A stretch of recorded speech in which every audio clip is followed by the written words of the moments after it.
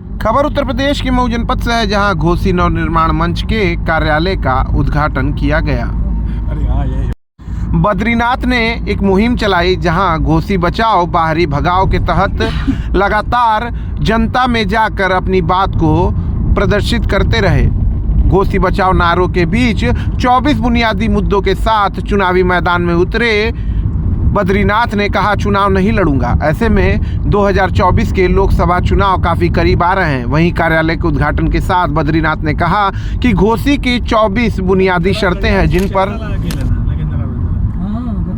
कोई कार्य नहीं हुआ। सड़कों की बात करें, अच्छे विद्यालय की बात करें, चिकित्सा की बात करें, मेडिकल कॉलेज की बात करें या इंजीनियरिंग कॉलेज की, घोसी को इन सभी मुद्दों से वंचित किया गया है।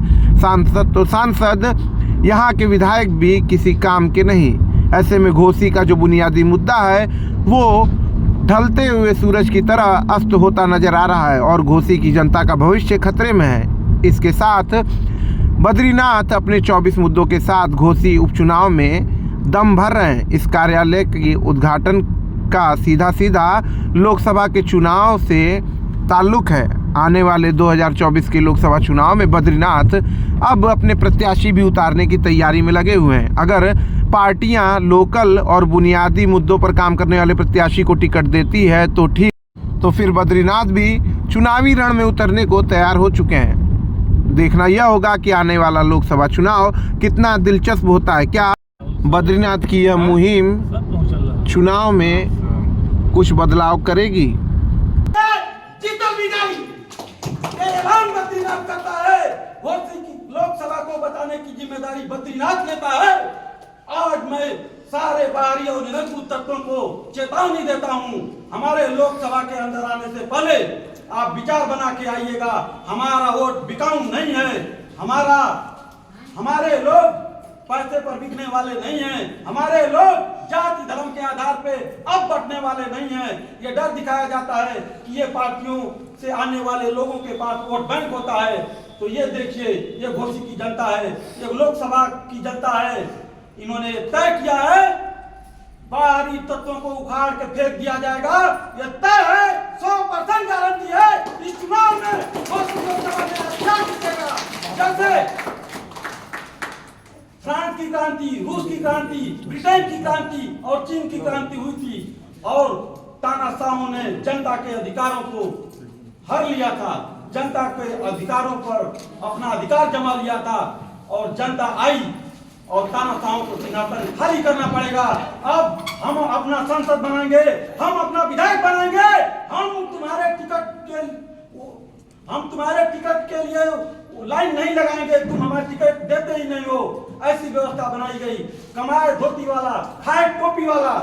हमारे लोग दरी बिछाएंगे, चटाई लगाएंगे, मंच सजाएंगे, भीड़ जुटाएंगे और झंडा उड़ाएंगे, लेकिन भाषण देंगे नेताजी हमारे यहाँ के नहीं होंगे, आजमगढ़ के होंगे, बलिया के होंगे, गाजीपुर के होंगे। अब तो जेल वाले भी हमारे यहाँ नेता बन जाते हैं। कितना दुर्भाग्य है, कितना जाति और धर्म के आधार पर यह जहर घोला गया है। इस जहर से मुक्ति के लिए हम आंदोलन चलाएंगे, हर घर तक जाएंगे, हर जन तक जाएंगे और ये संदेश पहुंचाएंगे, सबको एकजुट करके इस व्यवस्था को बदला जाएगा।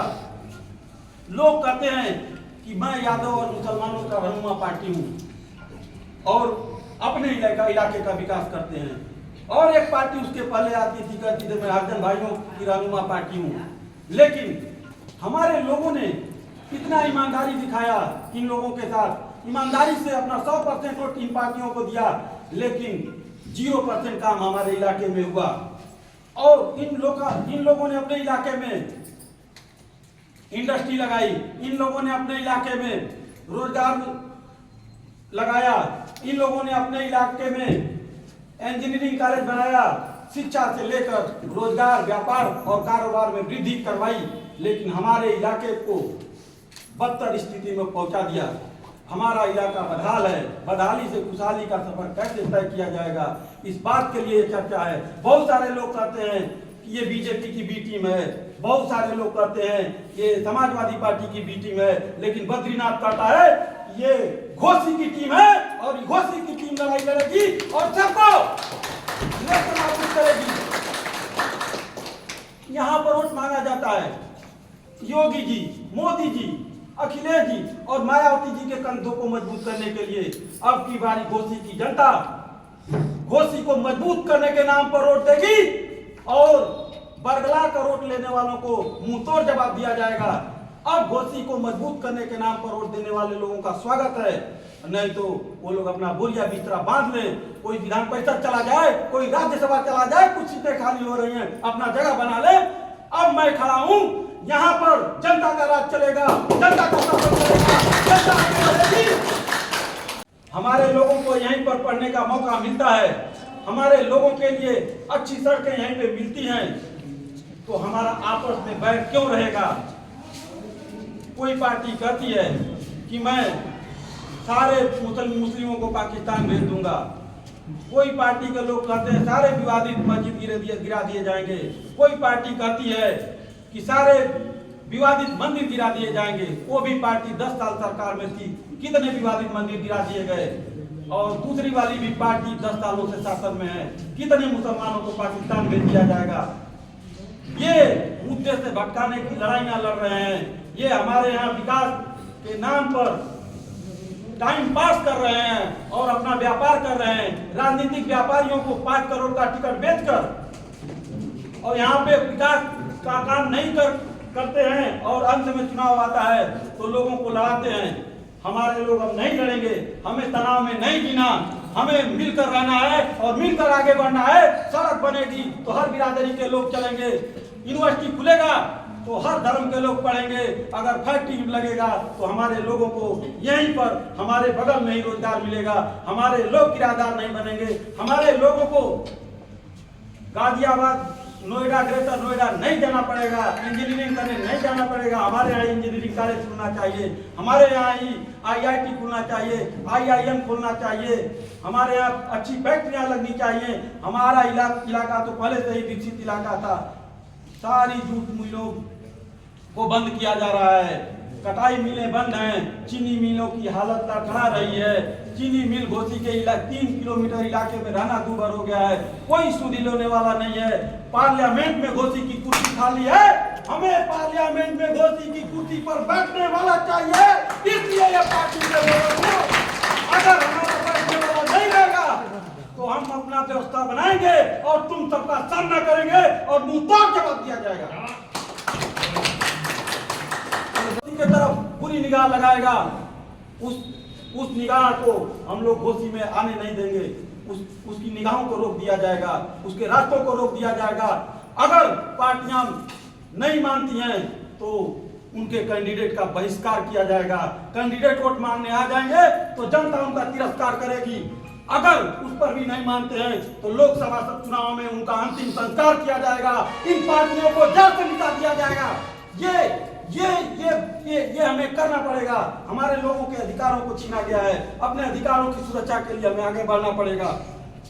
हमें रोजगार वाली पढ़ाई और कमाई वाली खेती चाहिए। अभी पिछले दिनों पूरे भारतवर्ष में टमाटर 200 रुपए किलो बिका था। सब लोग यहाँ पे उपस्थित हैं, सब लोगों ने खबरों में पढ़ा होगा और बाजार में जाके खरीदा होगा। हमारे यहाँ भी किसान हैं, हमारे किसानों को वो मौका नहीं मिला क्योंकि हमारा सेमरी का कोल्ड स्टोरेज बंद है। अगर कोल्ड स्टोरेज होता हमारे किसान भी 200 रुपए निकाल के वो टमाटर बेचते और पैसे कमाकर लाल होते, माला माल होते। ये ऐसी व्यवस्था बनाई गई है जिसमें हम मतदाता बन के रहेंगे। ऐसा बताया जाता है कि ये इस बिरादरी के लोग जाते हैं, उस बिरादरी के लोग जाते हैं, तो उस बिरादरी के घोसी के लोगों को टिकट क्यों नहीं दिया जाता है? अगर दिया भी जाता है तो बारी को क्यों दिया जाता है? और बारी आते हैं और कुछ लोग एक उसके बाद क्षेत्रीय भी आए, लेकिन उनका कोई एजेंडा क्लियर नहीं था। लेकिन इस बार घोसी की जनता का ऐलान है कि घोसी का घोषणा पत्र बनाया जाएगा और सांसद बताएगा ये 5 साल में क्या कार्य होगा। अगर वो 5 साल में कार्य नहीं होगा, रिपोर्ट कार्ड लेके नहीं आएगा तो अगली बार उसका बहिष्कार किया जाएगा। ये 5 साल बर्बाद होने से बचाने की लड़ाई है। 5 साल में 25 करोड़ रुपए हर सांसद की ये निधि है। वर्तमान विधायक हमारे मधुबन विधानसभा के 300 लाख विधायक निधि के आए थे, लेकिन 126 लाख खर्च किए, 174 लाख वापस चला गया। पैसा नहीं है, काम नहीं हुआ, ये बात जायज है, लेकिन पैसा आया, काम नहीं हुआ और पैसा वापस चला गया, ये नाजायज है। नाजायज लोगों को बाहर किया जाएगा, किया जाएगा।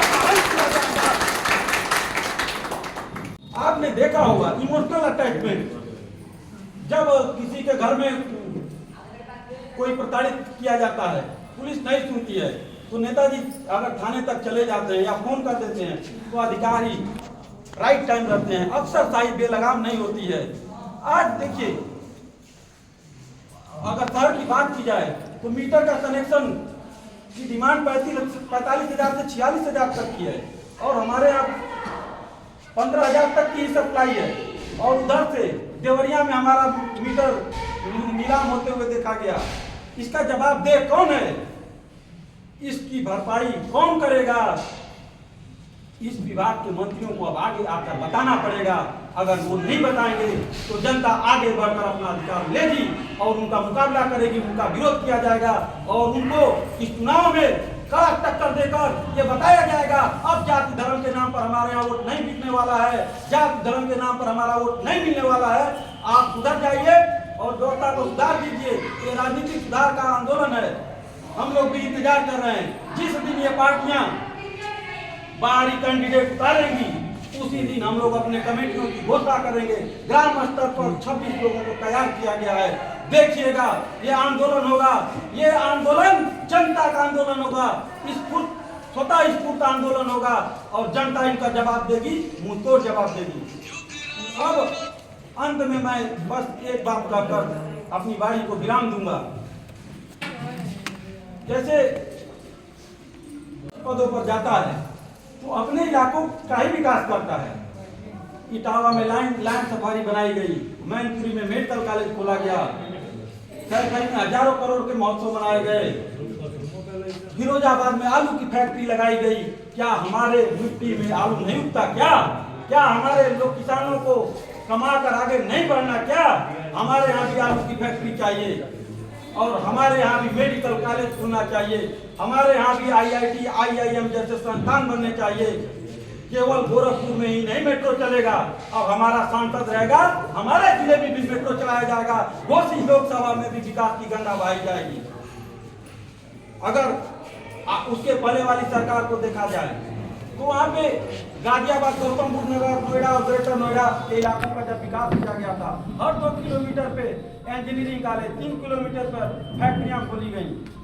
तो पढ़ने जाना है तभी हमारे लोग वहाँ पे, अगर पढ़ने जाना तभी किराएदार होते हैं, नौकरी करने जाना है तो किराएदार होते हैं। ऐसी व्यवस्था बनाई गई जिसमें हमारे लोग मजदूर और किराएदार बने और उनके लोग फैक्ट्री मालिक और मकान मालिक बने।